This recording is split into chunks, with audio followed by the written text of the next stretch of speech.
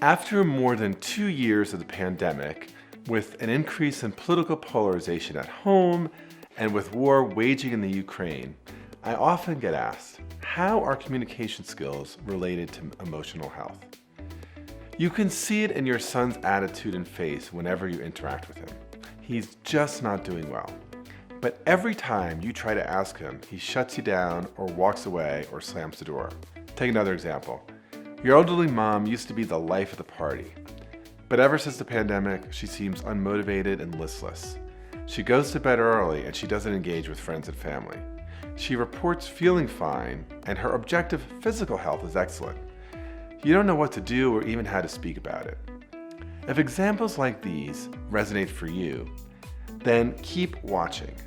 In this video, I'll offer advice on how improved communication can help heal and improve emotional well-being. In addition, I'll offer tips to those who may have friends, family, or colleagues whose emotional health is suffering about how to use communication skills to offer help and support.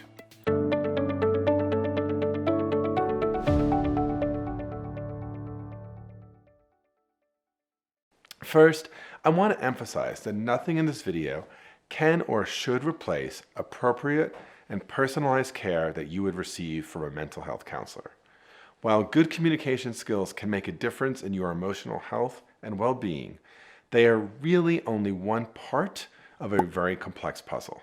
And even within the realm of communication skills, a generalized YouTube video can't take the place of specialized coaching, support, and counseling that comes from expert and trained professionals working directly with you.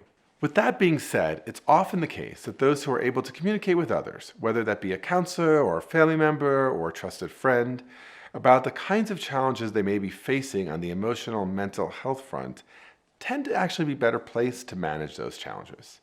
And in this way, communication skills are intimately tied to emotional health. What do you do if you're feeling dejected, depressed, down, or just in a funk? First, identify these feelings and try as best as you can to avoid evaluating them. Feelings are just that. They are feelings. They aren't bad, they aren't good, they aren't moral, they aren't immoral, they aren't signs of whether you are strong or weak. They just are what they are. So part of the reason why people struggle communicating feelings is that they can often be strong, overwhelming, and sometimes feelings induce shame. And so if you're able to detach yourself from evaluating your feeling, whether that's shame or guilt or pride, it actually makes it easier for you to communicate or express that feeling. Second, consider the possibility of sharing your feeling with someone in your life whom you trust. Now, of course, I get it. In many cases, that's easier said than done.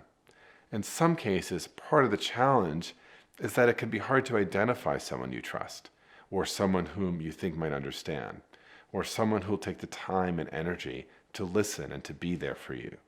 And if you find yourself in that situation, don't lose heart. Consider whether there might be school counselors, coaches, professionals, religious ministers or clergy, or even hotlines where there are people whose job and whose calling are to be there. Third, reach out to one of these people with the purpose of sharing your feelings with them. Be sure to pick a good time and place. Because talking about our emotional health feels hard and vulnerable and scary, and it already takes a lot of courage to do, sometimes we end up blurting something out at the wrong time. From our perspective, it feels amazing just to get it off of our chest. But because the timing might be bad, like on a car ride to the airport or at the end of a summer vacation, we end up getting a response from the other person that could feel disappointing or even really hurtful. And of course, then that reinforces the idea that we shouldn't have raised the issue at all. So when you're picking a time and place, consider letting the person know that you'd like some time to speak about something that feels really important to you, and ask them when might work for them. You don't want to make them panic, but it is good to let them know that it's important so that they can really be focused on you. If you're able to share your feelings with the person and feel heard, it can go a really long way into opening up space for you to feel less alone, and perhaps over time it will make a marked improvement in your own emotional health. Communicating with others about your emotional health doesn't make those challenges in emotional health disappear. But the ability to communicate, to speak, and to be heard does have the capacity to have a powerfully positive impact on emotional well-being. What role can communication play if you find yourself on the other side of a situation where you feel someone is struggling with their own emotional health?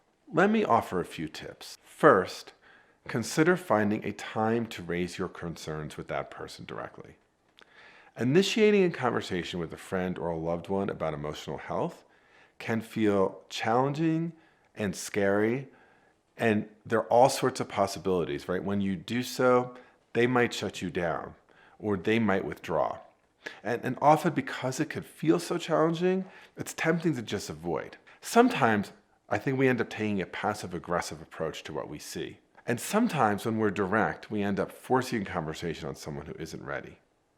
Or we initiate that conversation in a way that can make them feel worse or that could put them on the defensive. If you're concerned about the emotional well-being of a family member or a friend, and if you want to raise it with them, then it is worth doing well, not clumsily. So here are 3 tips for communicating your concern with them in a way that increases the odds that you can have a productive conversation with them. First is about the invitation. Approach that person and ask them that you'd be grateful for a chance to speak with them about some observations that you've had. Frame this as an invitation and a request, not as an order or a sense that they've done something wrong. Second is sharing. So begin the conversation by sharing what you've observed in terms of their behavior and their demeanor, and then the meaning you put on those behaviors. Be sure to frame these as observations about what you've seen and what you've noticed, not as what is a fact. And be sure that you don't put the meaning on them without sharing the observations. Third, inquire and listen. Ask the person for their reactions and their thoughts. Be sure to deploy lots of active listening and lots of acknowledgement, especially acknowledgement around their struggle and their emotions. If that person does say they've been struggling, ask them what strategies they've been deploying to address it. You might also ask them what you can do to provide support. And then finally, if appropriate, suggest. So if the conversation has gone well, ask them if it's okay to share some suggestions you may have.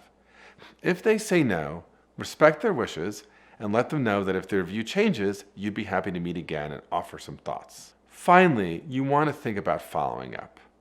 It's tempting once you've engaged one of these conversations to feel like you've done your work because you were brave and had the conversation. However, even if they didn't enlist you in a plan to address the situation, it might be worth following up in a few days. This follow-up can be as simple as thanking them for taking the time for the conversation and letting them know you're available if you want to talk more. It can also be more complicated.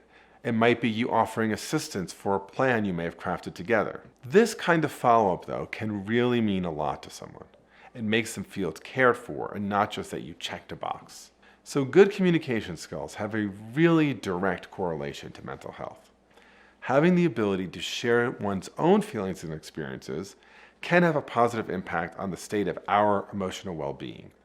Similarly, good communication skills can empower us to discuss emotional well-being and mental health issues with others in our lives, even and especially when we are worried about how they're doing.